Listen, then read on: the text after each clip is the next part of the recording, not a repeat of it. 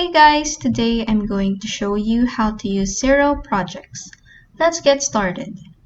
First, go to Xero.com, click on Login in the top right, then type in your email address and password in these fields, and then click on Login down here.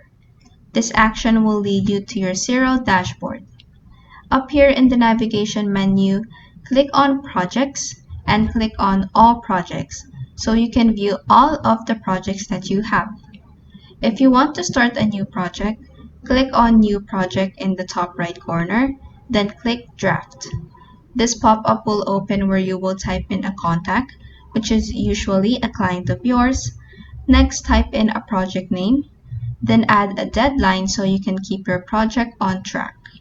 Next, add in your estimated expenses. Then choose if your project will be a private or a public one. Lastly, just click on Create down here to create your project. After your project has been created, click on Assign here at the far right, and this pop-up will open where you can pick who you want to assign in managing this project.